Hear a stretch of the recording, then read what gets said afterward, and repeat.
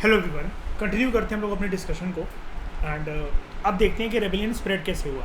Last lecture तक हम लोगों ने ये वाली बात देख ली अच्छे तरीके से कि रिवोल्ट ऑफ 1857 का लीडर बनने के लिए कौन मान गया, किसने हामी भरती है।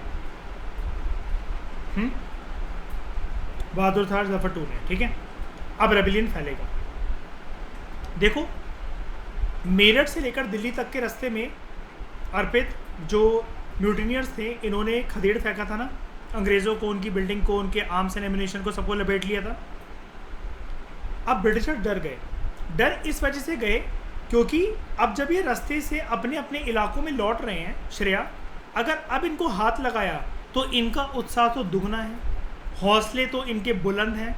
और वो इस वजह से बुलंद है क्योंकि बहादुर शाह जफर टू ने लीडरशिप जो है वो एक्सेप्ट कर ली है इस म्यूटिनी की। राइट, क्या होता है, दिल्ली के रास्ते में जैसे अंग्रेज़ों की हस्ती को मिटा फेंका इन लोगों ने, एक हफ्ते तक तो कोई अपराइजिंग देखने को मिली नहीं वापस रास्ते में। उसका वन ऑफ द रीज़न ये भी था, उस ज़माने के अंदर there was a huge communication gap. You can imagine कि अगर कोई पैम्फलेट्स भी हैं, कोई अखबार भी हैं जो कि बहुत रेयर थे, इतनी आसानी से इतनी जल्दी वो न्यूज़ नहीं फैल सकती। इस म्यूटिनी की न्यूज़ क्या कि म्यूटिनी फैल रही है, ये वाली खबर तो हर जगह फैल गई थी, तभी तो ये लोग रेड फोर्ट तक गए थे इतनी भारी संख्या के अंदर। लेकिन सबसे इंपॉर्टेंट खबर क्या थी, कौन सी न्यूज़ को टाइम, ये राइटर बात कर रहा है कि टाइम लगा ट्रैवल करने में, कौन सी न्यूज़ की बात चल रही है यहाँ पर? हाँ, कि बहादुर शाह जफर टू मान गया। सबको क्या पता था कि कुछ म्यूटिनियर्स बात करने जा रहे हैं लाल किले में उससे, अब देखते हैं क्या होता है। अब ये, हाँ बताओ मतलब खदेड़ फेंके गए ना जब दिल्ली के रास्ते तक पूरे का पूरा, एक हफ्ते तक तो कोई अपराइजिंग हुई नहीं। वो इसलिए क्योंकि सब लोग वेट कर रहे थे। पता है किस लिए? देखो, फटी सबकी रहती है। म्यूटिनियर्स ये सोच रहे थे बहादुर शाह जफर टू अगर नहीं माना भग लेंगे अपने अपने इलाके, अपने अपने गांव। ठीक है, अगर मानता है तो अब दिल्ली के रास्ते से जब तक वापस आएंगे ना, अब तो अंग्रेज वैसे भी डर तो बैठ ही चुके थे, बिल्डिंगों में आग लगाना, हथियार वगैरह लूटे थे इन्होंने। अब उत्तेजित होकर, अब जहां पर रास्ते में अंग्रेज मिल भी नहीं रहे हैं, अब हम अंग्रेजों तक जा जाके उनके घरों तक मार कर उनको आएंगे। एक बार बस ये पैराग्राफ ये कह रहा है कि इशारा चाहिए था बस उनको कि हुआ क्या, बस वो खबर तो आ जाए। जैसे मैं आप तक कुछ पहुंच रहा हूं कुछ खबर देने के लिए, आपको मेरा इंतजार है कि अब देखो दिबांग के मुझ से क्या सुनने को मिलता है कि ये वाला काम हमारा हुआ कि नहीं हुआ। तो आपको उस एक्साइटमेंट का वेट रहेगा ना कि आपको उदास होना है या फिर खुश होना है। सेम यही चीज़ है, वेट चल रहा है यहाँ पर। एंड इसके बाद जैसे ही खबर जो है फैल गई कि यस लीडरशिप एक्सेप्ट कर ली बहादुर शाह जफर टू ने, range of mutinies, series of mutinies पूरी की पूरी फैल गई। अब समझ में आया श्रेया क्या बोल रहा है पैराग्राफ? ठीक है, सबसे ज़्यादा आपको अभी तक ये चैप्टर पढ़कर क्या लगा कि सबसे ज़्यादा म्यूटिनियर्स कौन थे? मतलब वो पीजेंट थे, जमींदार थे, किंग थे, क्वीन थे, सिपॉइज थे, एम्परर खुद था। कौन सबसे ज़्यादा म्यूटिनी कर रहा था? कौन? सिपॉइज। ये वाली बात याद रखना। मैं वही कह रहा हूँ, सिपॉइज याद रखना। अब ऊपर चलते हैं एक बार को। मैंने आपको एक प्रीलिम्स का क्वेश्चन दिया था ना, मतलब ऐसे ही पूछा था रफली, दिखा देता हूँ। ये यहाँ से नहीं, ये नहीं, एक और फोटो थी, ये सिपॉइज एंड पीजेंट्स, इन्हीं का था। अब अगर मुझे इसको नंबरिंग देनी हो, अब बता दो मैं नंबर पे किसको लेकर आऊँ? बस इन केस मतलब कोई ऐसा बेवकूफ़ी वाला कभी सवाल आता है कि अरेंज करो कि म्यूटिनी सबसे ज़्यादा ड्रेडफुल किसने बनाई, तो हमें टॉप पर और सेकंड बेस्ट बेट किस पे खेलनी है? Number 1 sepoys, number 2 peasants. लेकिन क्या मैं ये कह सकता हूँ इनके बीच में जो लाइन है वो काफ़ी थिन है, 19-20 का फ़र्क ही है। चाहे कान यहाँ से पकड़ लो चाहे यहाँ से पकड़ लो, बताओ क्यों? सिपाहियों की जड़ कहाँ से जुड़ी हुई है? गाँव से। वो पीजेंट परिवार से ही आए हुए सिपाही हैं जो भर्ती हुए थे इंग्लिश ईस्ट इंडिया कंपनी की आर्मी में। राइट, एंड पीजेंट को कोई भी तकलीफ होगी तो वो उनके रिश्तेदार जो सिपाही बनकर काम कर रहे हैं वो उन्हीं को तो बोलेंगे। तो क्या मैं ये कह सकता हूँ नेचर सिर्फ ये वही है, चाहे पीजेंट्स को सिपाही कह लो चाहे सिपाही को पीजेंट्स कह लो, डेजिग्नेशन उनका बदल जाएगा, लेकिन नेचर तो सेम ही है, जड़ क्योंकि एक ही है। हाँ कि ना?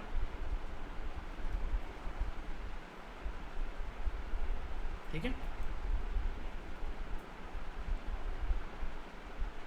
यहां पर एक के बाद एक रेजिमेंट ने म्यूटिनी करना स्टार्ट करी, ठीक है, एंड वेरियस ट्रूप्स ने इंपॉर्टेंट जो जगह थी जहाँ से म्यूटिनी जो थी वो एक्टिवेट होनी थी, उधर से सिपॉइज ने ज्वाइन करा उनको। कुछ इंपॉर्टेंट जो अड्डे थे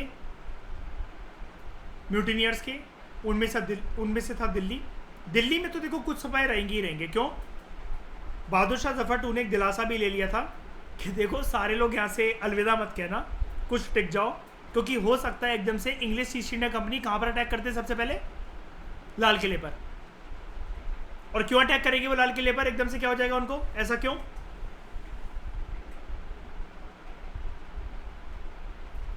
एम्परर ने ज्वाइन कर लिया है, ठीक है। दूसरी जगह थी कानपुर एंड फिर थी लखनऊ। हर एक जगह से इंपॉर्टेंट लीडर हुआ करते थे। ये लीडर्स की लिस्ट आपको तमिलनाडु एनसीईआरटी में मिल जाएगी, मैच द फॉलोइंग के कंटेक्स्ट में। उधर एक पूरा का पूरा प्रॉपर बॉक्स दे रखा है, तो इसमें कभी भी कंफ्यूज मत होना, या फिर ऐसी कोई बात नहीं कि आपको समझ में नहीं आएगा, कोई दिक्कत वाली बात नहीं।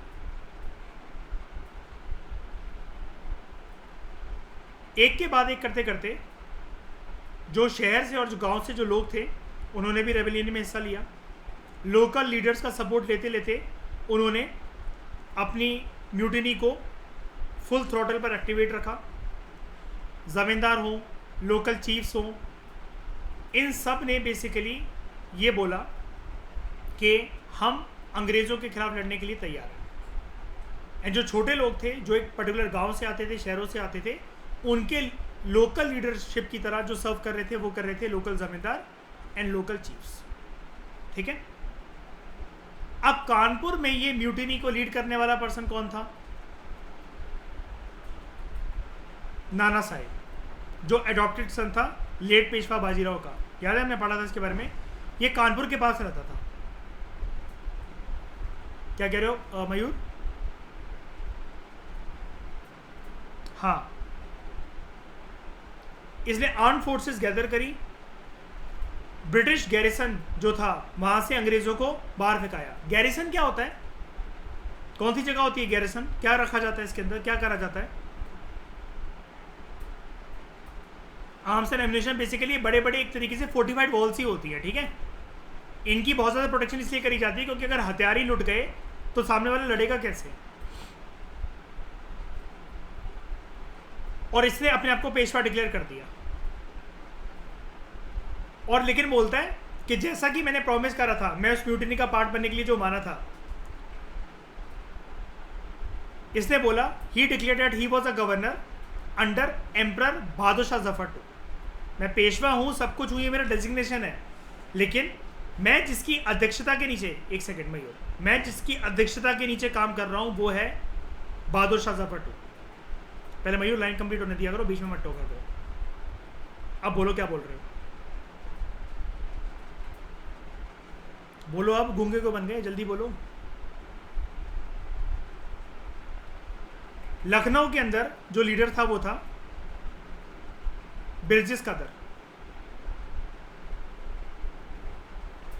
ये उसका बेटा था, एक पर्सन का जिसको उसकी सल्तनत से खदेड़ फेंका था अंग्रेजों ने कुछ साल पहले, नवाब वाजिद अली शाह। इसने भी अपने आप को लखनऊ से नया नवाब प्रोक्लेम कर लिया,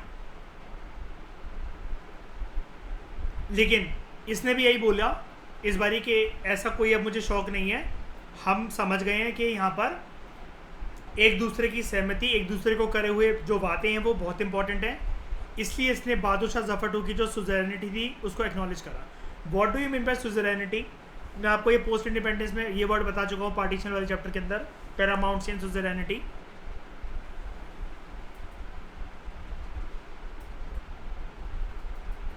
there will be a central crown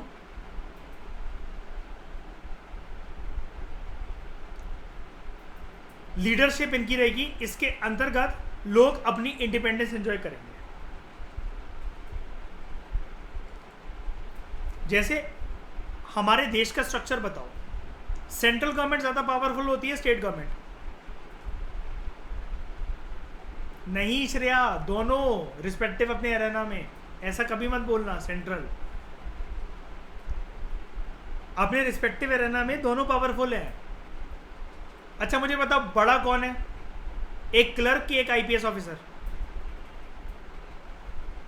अब बताओ बड़ा कौन है, क्लर्क है कि आईपीएस ऑफिसर?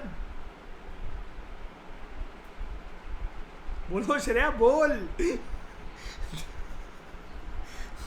बताओ प्रधन्य, बड़ा कौन है? क्लर्क या आईपीएस ऑफिसर? कौन बड़ा है, जल्दी बताओ। नहीं यार, अपने अपने रिस्पेक्टिव एरेना में दोनों बड़े हैं। सीरियसली ऐसा नहीं बोला जाता है कभी भी यार। एक बार बताओ, एक क्लर्क को आईपीएस नहीं, एक क्लर्क को आईपीएस ऑफिसर वाली रिस्पॉन्सिबिलिटी दी जाए तो वो भी वैसे ही बिहेव करेगा? नहीं होता। क्यों होता है? उसको काम वो मिल रखा है ना। डेजिग्नेशन वाइज आप सर्विस में बोल सकते हो, ये क्रोनोलॉजी बोल रहे हो आप डेजिग्नेशन की, वो अलग चीज है, वो विद इन द सर्विस होगा। अब हमारे देश में आप ये बोलो कि पीएम इंपॉर्टेंट है, हटा दो सारे सीएम को, प्रेसिडेंट को, काउंसिल ऑफ मिनिस्टर्स को। कर लेगा अकेले पीएम 120 करोड़ की आबादी को हैंडल? मतलब बंदूकें भी वो चला लेगा, नाव भी वो चला लेगा, प्लेन भी वो उड़ा लेगा, हैं बॉर्डर पे भी वही खड़ा रहेगा, पॉलिसी भी वो बना रहा है, पैसे भी वो छाप रहा है। मल्टी टैलेंटेड हर कोई आपकी तरह थोड़ी ना हो सकता है ये प्रतन्या। नहीं। सुजरेनिटी का मतलब क्या हुआ? एक सेंट्रल क्राउन जिसके अंतर्गत बाकी जो लोग हैं वो काम करेंगे, लेकिन अध्यक्षता जो है वो छत्र छाया जो है वो मानेंगे एक सेंट्रलाइज लीडर को। तो यहाँ पर जो सुजरेनिटी थी या जो पैरामाउंटसी थी वो किसकी है? बहादुर शाह जफर टू की। एंड इसके अंतर्गत जो भी लोग हैं वो अपने आप को नवाब डिक्लेयर कर रहे हैं, कोई बात नहीं, लेकिन फिर भी इस बार लोगों के अंदर ये चीज़ है कि नहीं यार, हमें शहनशाह आलम या शहनशाह हिंदुस्तान नहीं बनना है। ऐसा हम करके देख चुके हैं। इस बार हमारा कॉपरेशन बहुत इंपॉर्टेंट है, ठीक है। इसकी जो माँ थी बेगम हजरत महल, ये किसी प्रकार का कोई महल नहीं है प्रधन्या, नाम है एक बंदी का, ठीक है, बेगम हजरत महल। इन्होंने एक्टिव पार्ट लिया था in the uprising against the Britishers, ठीक है। झांसी के अंदर आपको पता है, इसका तो सिंपल है मार्क करना, इसलिए अब एग्जामिनर जो है वो आपको किसी भी एग्जाम के अंदर अब ये देखने को मिलेगा भी नहीं। झांसी की रानी हम लोग बोल देते हैं एक्चुअल रानी लक्ष्मीबाई, ठीक है। अच्छा ये पता है, बहुत बार इनको मर्डर करने की कोशिश करी गई थी। क्या आप में से कोई जानता है कि बहुत बार जब इनको मर्डर करने की जो कोशिश करी गई थी, इनके पास ऐसा क्या वेपन था जिससे बच जाती थी हर बार? ये बेफूल कर देती थी अपने दुश्मनों को, मूर्ख बना देती थी और बच जाती थी उस षड्यंत्र से। एनीवन?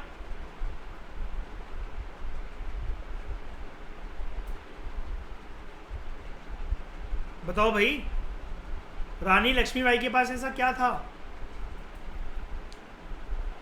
जिससे उनको मारना इतना आसान नहीं था और वो चकमा दे जाती थी किसी को भी?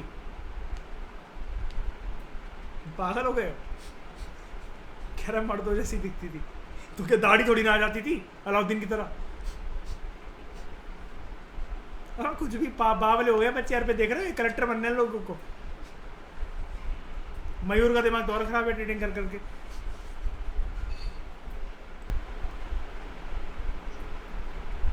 देखो मैं बताता हूँ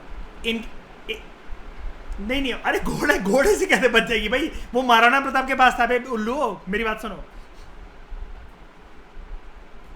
वो अक्सर उस फोटो में दिखती है, लेकिन वो घोड़ा ठीक है, ये इनका कोई बहुत खास घोड़ा नहीं था। मेरी बात सुनो, इनकी एक ना हमशक्ल थी एक्चुअली, जो बिल्कुल 100% इनके जैसी दिखती थी। हाँ ये मैं बता रहा हूँ इसलिए आपको, इनकी एक हमशक्ल थी जो कि बिल्कुल इनके जैसी दिखती थी। अब कुदरत का करिश्मा देखो कि वो उनको मिल गई जीवन में, मतलब टकरा गई। ऐसा कहाँ होता है कि मेरा हमशक्ल मुझे मिल जाए? तो इन्होंने अपने साथ उसको रख लिया था। एंड पता नहीं यूनिकनेस ये थी, उम्र सेम, कद काटी सेम, रंग रूप सेम, बाल सेम, फीचर्स सेम। अब 100% इसकी मैं लिख रहा हूँ, तो ये उसके थ्रू ना बड़े सारे लोगों को चकमा देकर, बहुत सारे बार ऐसा होता था कि पीछे के रास्ते से, दूसरे रास्ते से, किसी भी बैटलफील्ड से निकल जाती थी। एंड जब लोग उनको कैप्चर करते उनको पता लगता था कि ये तो झांसी की रानी है ही नहीं। ये चीज थी।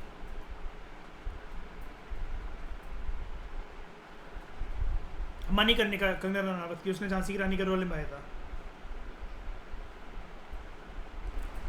ये रानी लक्ष्मीबाई, ठीक है। तो व्हेन प्राधान्य विल क्रॉस 40 वो ऐसी लगेगी। फिर आगे बात करते हैं। इन्होंने अंग्रेजों से लड़ा झांसी के अंदर। रानी लक्ष्मीबाई जो थी, इन्होंने रेबल फोर्सेस को ज्वाइन करा, अंग्रेजों से लड़ा along with journal of Nana Saheb. Nana Saheb कहाँ का नवाब बन चुका था, कहाँ का अपने आप को डिक्लेयर कर दिया था, पेशवा, सॉरी कानपुर, है ना। ये भी आपने हिस्ट्री के अंदर ये इसका बंदे का नाम सुना होगा, तांतिया तोपे,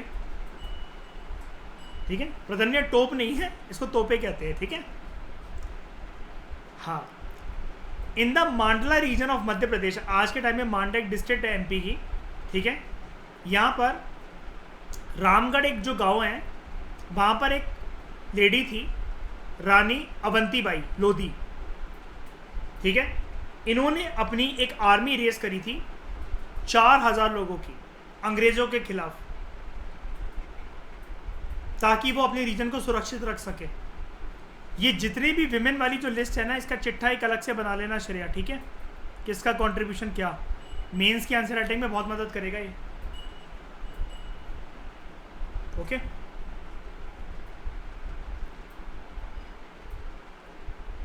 अब जो अंग्रेज जो थे ना,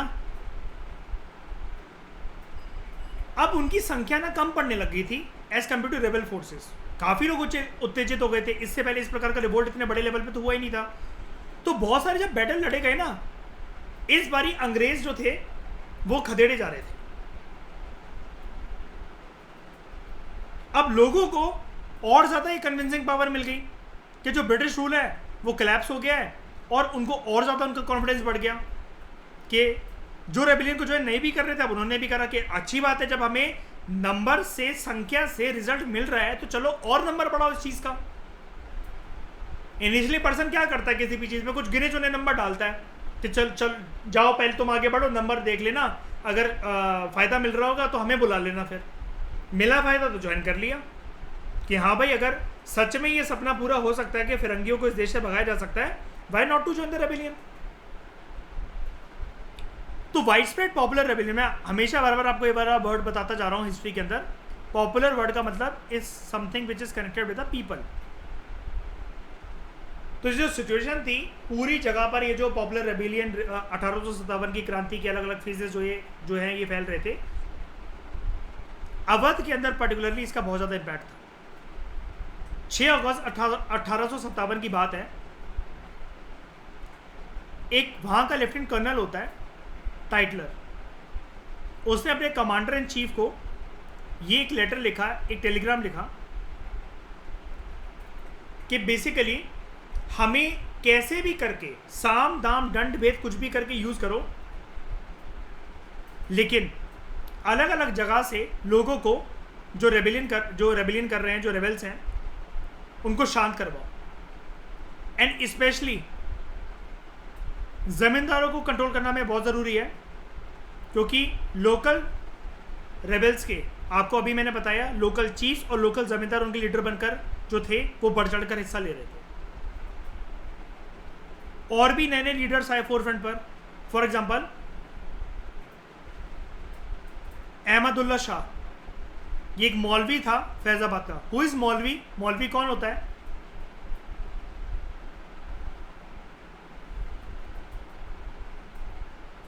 यस, जैसे हमारा पंडित होता है हिंदू धर्म के अंदर, वैसे मुसलमानों के अंदर मौलवी होता है। इसने एक प्रोफेसी करी। What do you mean bye prophecy? Future prediction. तो प्रतनेस ने बोला, अल्लाह से मेरी बात हो चुकी है, अल्लाह कह रहे हैं ब्रिटिश रूल खत्म हो जाएगा। अब लोगों को भी लगा, ऐसे रिलीजियस लीडर्स की जो बातें हैं उन पे लोग यकीन कर भी लेते हैं। अब मयूर क्या है, ये ट्रेंड के साथ साथ खेल रहा है ये।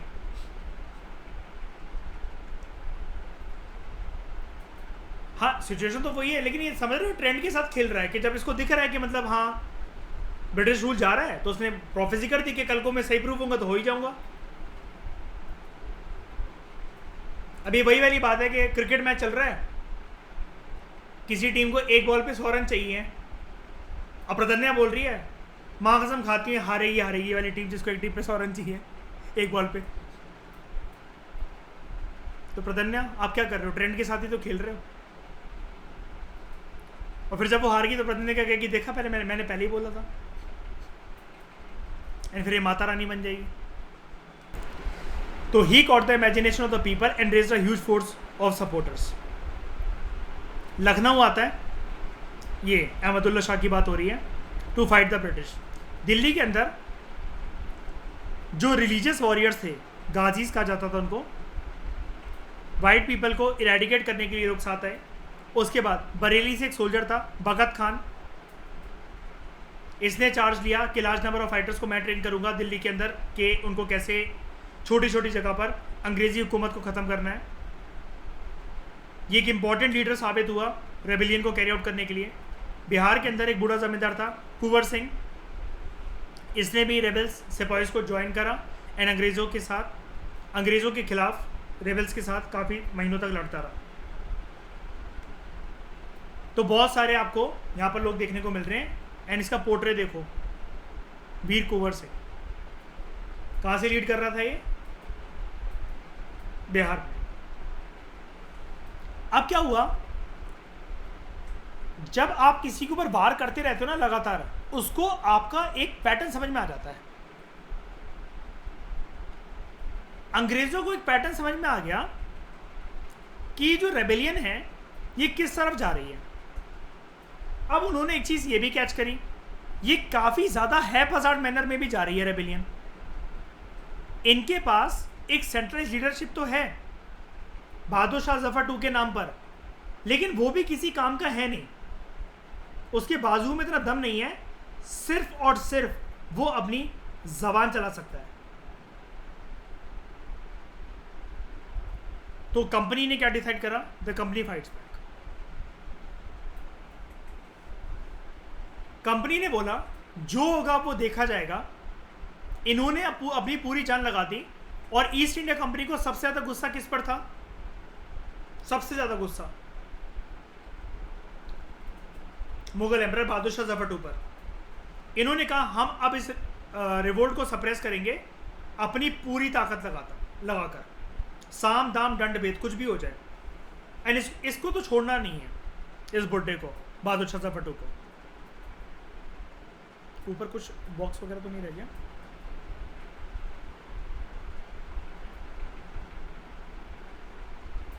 नहीं सब कुछ कवर है। ये फोटो नाना साहब की है, ये वीर कुंवर सिंह, मैंने आपको बता दिया। ब्रिटिश फोर्सेस ने क्या करा, इन्होंने रेबल्स को अटैक करा, who had captured the red fort, ठीक है, एंड सालिमगढ़ फोर्ट इन दिल्ली। इस वाले फोर्ट के बारे में याद रखना, ये आपको बहुत कम जगह पर मिलेगा, ठीक है। अच्छा, रेबल्स यहाँ पर क्या कर रहे थे, रेड फोर्ट और ये जो सालिमगढ़ फोर्ट है यहाँ पर कैसे आ गए, किसकी परमिशन से, मुगल एम्परर बहादुर शाह जफर 2 ने बोला था ना सब लोग अकेला छोड़ के मत जाना मुझे, है ना, ये वही चीज है।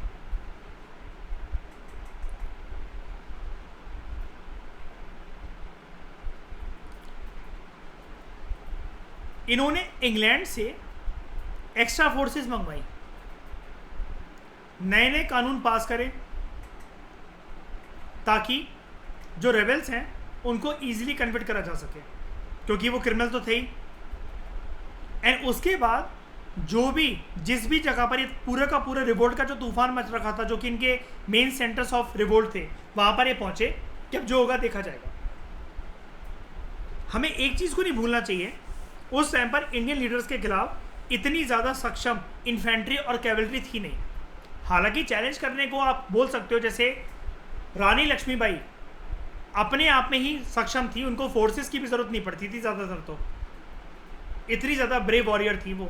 लेकिन फिर भी एज़ कम्पेयर टू अंग्रेज़ों के पास उस ज़माने में जो गोला बारूद और ये सब कुछ है, उसके कंपैरिजन में तो हम कह सकते हैं ना कि हिंदुस्तान के जो लीडर्स थे वो आर्मी के कंटेक्स्ट में इतना ब्रेव मुकाबला नहीं कर सकते, है ना। दिल्ली को इन लोगों ने रिकैप्चर कर लिया from the rebel forces in September 1857। And जो लास्ट मुगल एम्परर था बहादुर शाह जफर टू, इसकी कोर्ट में पेशी हुई एंड इसको लाइफ इम्प्रिजनमेंट दे दी गई। इसकी जो वाइफ थी बेगम जीनत महल, रंगून भेज दिया गया उनको जेल में अक्टूबर 1858 में। एंड बहादुर शाह जफर टू वहीं रंगून की जेल में मर गया नवंबर 1862। खत्म इसकी कहानी। कितना कुछ सोच के बैठा हुआ था प्रतन्य, देख रहे हो? एक क्लास के अंदर, ये एक पैराग्राफ के अंदर इसकी कहानी खत्म कर दी अंग्रेजों ने।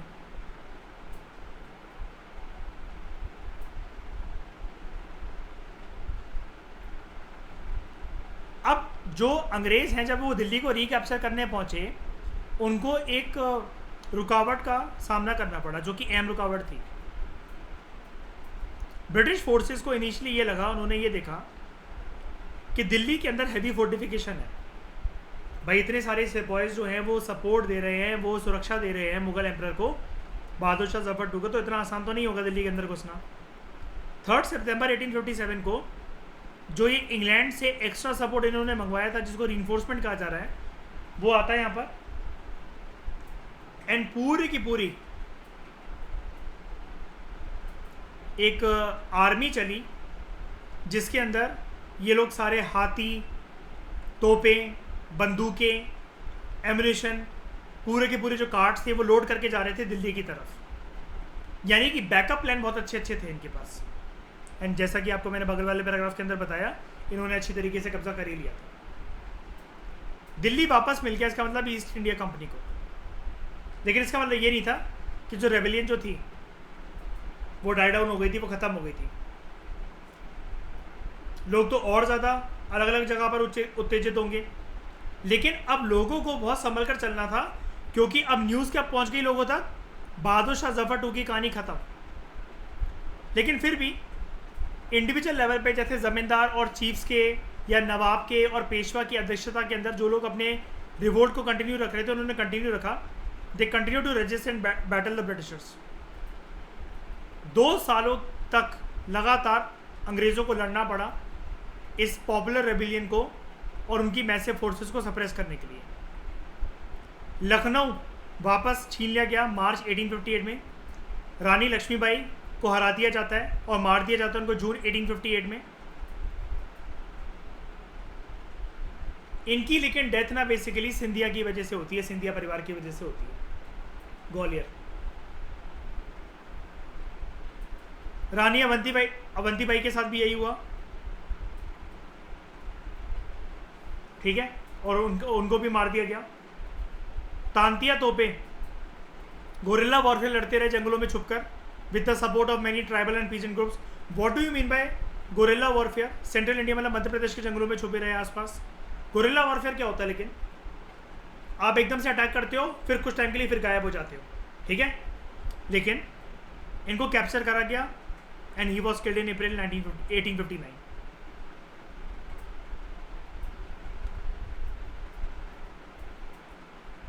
तो पहले जो था ये अंग्रेज़ों के खिलाफ अपनी जीत की जो खुशी मना रहे थे, अब जो था सारी जगह पर सिर्फ एक एक रेबल जो थे, फोर्सेस जो थी उनकी, जो लीडर्स थे, उनको कैप्चर करा जा रहा था, मारा जा रहा था। रेबेलियन अलग अलग जगह पर जाकर शांत हो रही थी।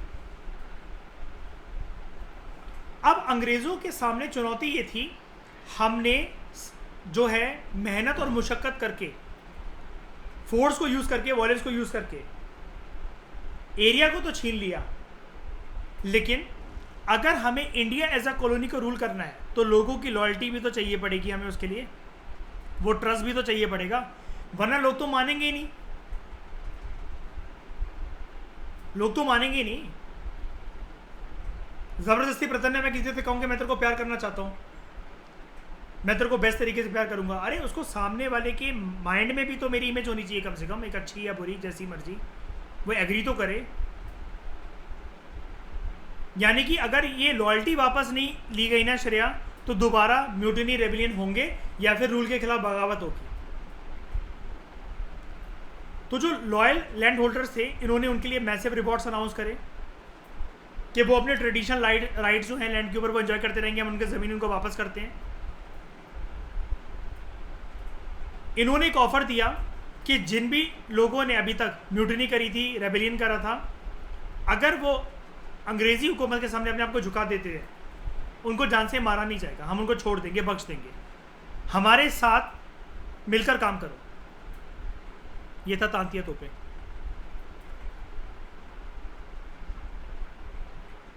दिल्ली के अंदर जब ये घुसे थे, तो आज के समय में जो मेट्रो स्टेशन है ना प्रधन्या, मयूर, दिल्ली का कश्मीरी गेट, वो सच में एक ऐसा गेट था। ये प्रॉपर तरीके से वो एक गेट था, बहुत बड़ा गेट था। तो ब्रिटिशर्स दिल्ली में घुस रहे हैं लाल किले तक, तो उन्होंने यहाँ पर काफ़ी ज़्यादा डिस्ट्रक्शन करी थी। अंग्रेज़ों ने यह भी दिलासा दिया कि जो लोग सरेंडर कर देंगे तो उन्हें मारा नहीं जाएगा, and they would remain safe, और उनके जो राइट्स हैं एंड जो क्लेम्स हैं लैंड के ऊपर, उनको डिनाई नहीं करा जाएगा। लेकिन फिर भी इसके बावजूद भी सैकड़ों की संख्या में मेजर जो सिपाहीज थे, रेबल्स थे, नवाब से, राजा थे, इनकी कोर्ट में पेशी हुई एंड इनको फांसी की सज़ा दे दी गई। इस डिस्कशन में दोस्तों फिलहाल लेते हैं। Thank you very much for discussion.